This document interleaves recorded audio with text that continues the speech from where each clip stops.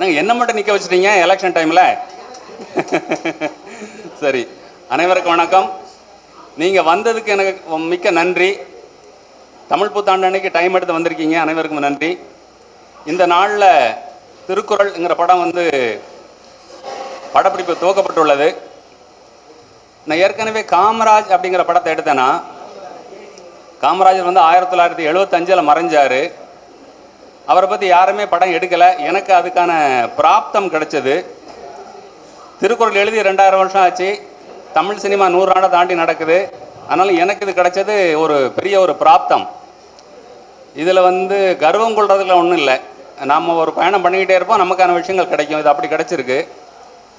இதை ரொம்ப செவ்வனே செய்யணும் அப்படிங்கிற ஒரு உத்வேகத்தை உருவாக்குறது சிவா சாமர் ஆட்கள் தான். ஏன்னா பெரிய படிப்பாளிகள் அவங்க குறை சொல்லக்கூடாது, வேந்தர் குறை சொல்லக்கூடாது. திருவள்ளுவர் சார்ந்த அறிஞர்கள் உலகம் பூரா லட்சக்கணக்கான பேர் இருக்காங்க, ஆயிரக்கணக்கான அமைப்புகள் இருக்குது.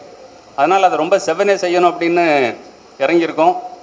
இந்த யூனிட் மிக பிரமாதமாக அமைஞ்சிருக்கு. ஆர்ட் டைரக்டர்லேருந்து கேமராமேன், நடிகர்கள் யார் நம்மகிட்ட டிமாண்ட் பண்ணுறதில்ல, ஒத்துழைப்பு.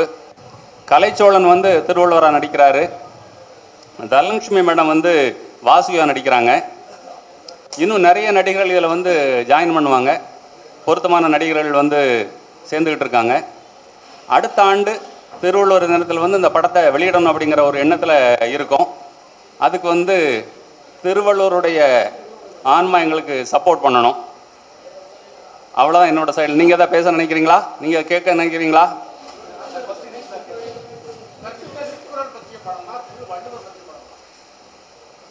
சரியான கேள்வி. அதாவது திருவள்ளுவர் இல்லாமல் திருக்குறள் இல்லை. இந்த திருக்குறளை சொல்வதற்கு ஒரு பின்னணி தேவைப்படுது. திருக்குறள் உங்களுக்கு தெரியும், அறம், பொருள், இன்பம். இதை சொல்றது ஒரு பின்னணி தான். இப்போது திருக்குறள் அரங்கேற்றப்பட்ட காட்சி. இந்த திருக்குறளை எழுதுறதுக்கு அவர் எது காரணமாக இருந்திருக்குங்கிற சூழலை ஆராய்ச்சி பண்ணியிருக்கோம். இந்த செம்பூர் ஜெயராஜ் கிட்டத்தட்ட 1 வருஷம் எடுத்திருக்கிறார். எல்லா உரைகளையும் படித்து, அந்த காலகட்டத்தை படித்து அதை ரிசர்ச் பண்ணியிருக்கிறாரு. என்னோட வேலை இயக்கம், தயாரிப்பு மட்டுமே. அதோட கதை பின்னணி, ஆராய்ச்சி எல்லாமே செம்பூர் ஜெயராஜுங்க அவர் மேலே இருக்கார். ஆமாம், அவர் தான் காரணம். ஆமாம். அப்புறம் எப்படி நீங்கள் பார்த்துறீங்களா வள்ளுவரை?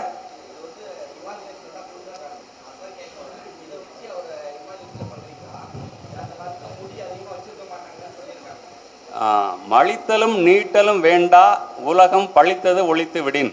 அப்போது மழித்தலும் இருந்திருக்கு, நீட்டலும் இருந்திருக்கு, என்ன மாதிரி ஆட்கள் இருந்திருப்பான் இல்லையா? அப்போ அதை நாங்கள் ஸ்ட்ரெஸ் பண்ணலை. நமக்கு குறள் தான் முக்கியமாக தவிர, இவர் சர்மா வரைஞ்சது அது ஒரு படம். வள்ளுவரோட காலகட்டம் 1800 ஆண்டு முதல் 2000 ஆண்டு பழமையாக நினைக்கிறோம். அதனால் ஓவியங்கள் அவரை பற்றி, அவர் கன்னியாகுமரியில் பிறந்தான ஒரு குரூப் சொல்கிறாங்க, மயிலாப்பூரில் பிறந்தான ஒரு குரூப் சொல்கிறாங்க. அவரை பற்றி எந்த தரவுகளுமே நம்மகிட்ட திருக்குறள் கிடைச்சே நமக்கு ரொம்ப லக்கில் தான் அதில் கிடச்சிருக்காதே. மேலும் எத்தனை பேர் படிச்சிருக்கீங்க திருக்குறளை? யாரும் கை தூக்கலை? ஓகே. ஏன் அப்படி? Very good. சரி, ஆமாம். இந்த படம் இப்போ சொல்ல போனால் இந்த வடிவம் எல்லாரையும் திருக்குறளை படிக்க வைக்கும். அதான் காரணம். இந்த படமே திருக்குறள் ஆகிடாது. 1030 குறளில் எது படமாக்க தகுந்ததோ, இப்போ கலைஞர் ஒரு போர்ஷனை குறள் ஓவியம் எழுதியிருக்கிறார். அதை மாதிரி இது எது காட்சிப்படுத்த முடியுமோ அதை நாங்கள் காட்சிப்படுத்தியிருக்கோம். ஆமாம். இது படமாக வந்ததுக்கப்புறம் உலக பார்வையாளர்கள் இது என்ன அப்படின்னு வாசிக்க தோன்றதுக்கான ஒரு வழிமுறை தான் அந்த சினிமா.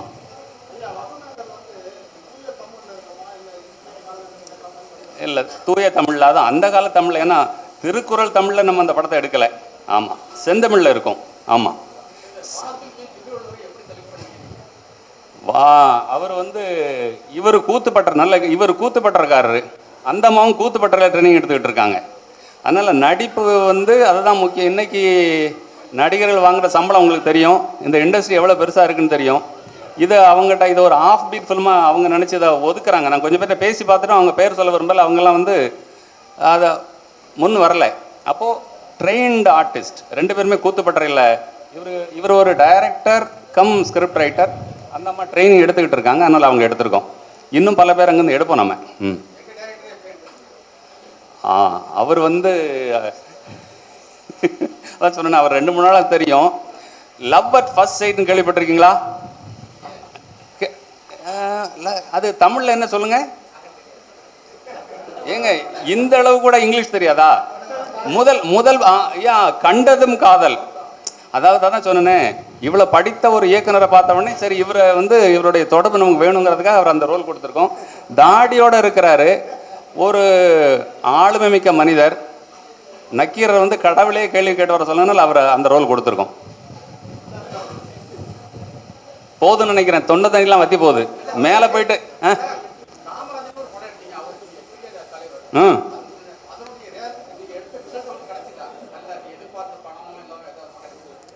இல்லை அதாவது இப்போவும் வந்து பிரான்ஸில் பார்த்தீங்கன்னா சினிமாவை வந்து நீங்கள் ஒரு வர்த்தகம்னு பிச் பண்ணிங்கன்னா கம்பெனிக்காரன் வெளில போண்டுருவான். இன்னும் அதை கலையாக வச்சுருக்கிறான், கலை மட்டும்தான். அது வந்து ஒரு டிசர்விங் ப்ராஜெக்ட் அப்படின்னா அவன் அதுக்கு ஃபண்ட் பண்ணுறான். நம்ம ஊரில் தான் எவ்வளோ போட்டிங்க, எவ்வளோ கிடைக்கும். கலை வந்து சினிமா வடிவத்தை விட்டு மோஸ்ட்லி வெளியேறிடுச்சு. இருக்குது, அஃப்கோர்ஸ் சில படங்கள் வந்துக்கிட்டு இருக்கு. ஆனால் இதை நம்ம வர்த்தகமாக தான் அணுகிறோம். காமராஜ் படம் பண்ணும்போதும் நான் ஒரு பேச்சுலர், அதனால் எனக்கு செலவெல்லாம் ரொம்ப கம்மி. அதனால் எதிர்பார்ப்புங்கிறது இல்லை. இங்கே வந்து வாழ வேண்டும், அவ்வளோதான். ஏன்னா வாழவே முடியாமல் இங்கே மனிதர்கள் இருக்காங்க.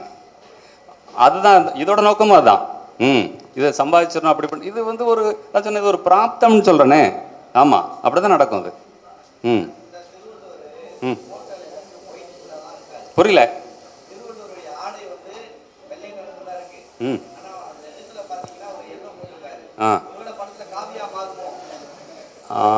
எங்க நீங்கள் வந்து இல்லை நீங்கள் அறிவாலயமா கமலாலயமா? அறிவாலயம். ஓகே. இப்போ கலைஞர் உரையை பற்றி நான் சொல்லட்டுமா? வள்ளுவத்திலிருந்து அவர் வந்து கடவுளை வெளியேற்றினார். இவங்க வந்து வள்ளுவத்துக்குள்ள சிவனை கொண்டு வராங்க. ஆமாம். இப்போ நீங்கள் என்ன கேள்வி கேட்குறீங்க?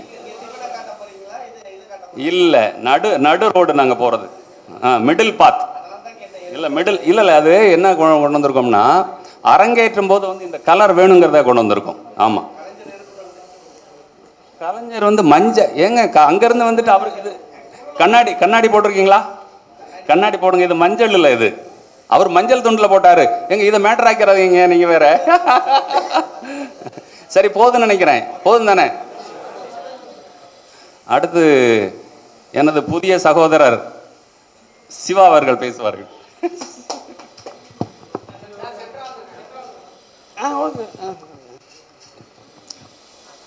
அனைவருக்கும் வணக்கம். இந்த தமிழ் புத்தாண்டில் தமிழ் ஆசான் பேரறிவை நமக்கு 1330 குறளில் நமக்கு விட்டு சென்று இந்த உலகத்தின் சிறந்த மொழி தமிழ்தான் என்பதற்கு மாபெரும் உதாரணமாக இருக்கின்ற இந்த திருக்குறளை எழுதிய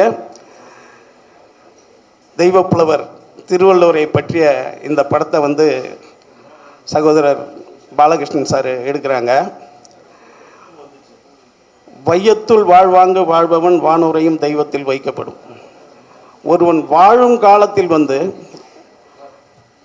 பூமியில் எவன் சிறப்பாக இருக்கிறானோ அவன்தான் தெய்வமாக கருதப்படுவான் அப்படின்ற குறளுக்கு ஏற்றாற்போல் நம்ம செய்கிற செயல்கள் வந்து மாபெரும் செயல்களாக சில மனிதர்களுக்கு தான் அமையும். அது வந்து பாலகிருஷ்ணன் சாருக்கும் அமையுது. கல்வி, இந்த 3 கிலோமீட்டருக்கு ஒரு பள்ளிக்கூடம் வேணும். இந்த தமிழ் சமுதாயம் கல்வியால் தான் சிறப்புற வளரும் அப்படின்ற நமக்கெல்லாம், அதாவது இந்தியாவுக்கே வழிகாட்டியாக இருந்த ஐயா காமராஜரை பற்றி முதல் படம் எடுத்தார். இன்று தமிழுக்கான அதாவது திருக்குறளில் ஒரு அருமையான குறள் இருக்கு. கற்க கசடர கற்பவை கற்றபின் நிற்க அதற்கு தக இப்படின்னு ஒரு குறள் இருக்கு. இந்த குறள் பார்த்தீங்கன்னா கற்க கசடர. ஒருத்தவன் படிக்கணும், தப்பு இல்லாமல் படிச்சுட்டா கற்க கசடர கற்றவை அதை ஃபாலோ பண்ணி நீங்கள் நடந்துட்டீங்கன்னா உங்களுக்கு துணையே தேவையில்லைன்றது தான் இந்த குறள். ஒருத்தவன் கரெக்டாக படிச்சுட்டான்னா அவனுக்கு துணை தேவையில்லை. அதனாலே இந்த குறளில் பார்த்தீங்கன்னா எந்த எழுத்துக்கும் துணைக்காலே இருக்காது. கற்க கசடர கற்றவை கற்றபின் நிற்க அதற்கு தகன்ற குறளை பார்த்தீங்கன்னா துணைக்கால் இல்லாமல் குறியில் மட்டுமே எழுதியிருப்பார் திருவள்ளுவர். அப்போ பாருங்க, படித்தால் நீங்கள் மாபெரும் மனிதனாக சிறந்தவனாக இந்த உலகத்தை ஆள்றவனாக ஆக முடியுன்றதுக்காகத்தான் இந்த குறளை அவர் எழுதியிருக்காருன்னா, அதை காமராஜர் ஐயால் தான் படிச்சிருங்கடா உங்களுக்கு எந்த துணையும் தேவையில்லைன்ற நமக்கு சொல்லிக் கொடுத்தவர். அவருக்கு முதல் படம் எடுத்தார், அடுத்தது திருவள்ளுவருக்கு 2வது படம் எடுக்கிறார். அப்படி சில மனிதர்களுக்கு தான் செயல்கள் சிறப்பாகவே அமைஞ்சிக்கிட்டு இருக்கோம். அப்படி ஒரு சகோதரர் கூட நான் பழகிறதுல பெருமைப்படுறேன். இந்த படத்தில் நான் நக்கீரன் கேரக்டர் பண்ணுறேன். நக்கீரன் உங்களுக்கு தெரியும், நக்கீரனுடைய திருமுருகாற்றுப்படை எழுதின தமிழ்ச்சங்க கடைச்சங்கத்தினுடைய தலைமை புலவர், அதெல்லாம் உங்களுக்கு தெரியும். அதில் ஏபி நாகராஜன் ஐயா நடிச்சிருந்தார் திருவிளையாடல்ன்ற படத்தில். அதுக்கு பிறகு நான் நடிக்க ரொம்ப பெருமையாக நினைக்கிறேன். ஒரு சிறந்த இயக்குனருக்கு பிறகு ஒரு இயக்குனருக்கு அந்த கதாபாத்திரம் கிடைச்சிருக்கு. இன்னும் சொல்லப்போனால் கடவுளை எதிர்த்து கேள்வி கேட்கறதுக்கு சிலரால் தான் முடியும். அது அவன் கடவுளை விட உயர்ந்தவனாக இருக்கணும். அது மனிதர்கள் வாழ முடியும்.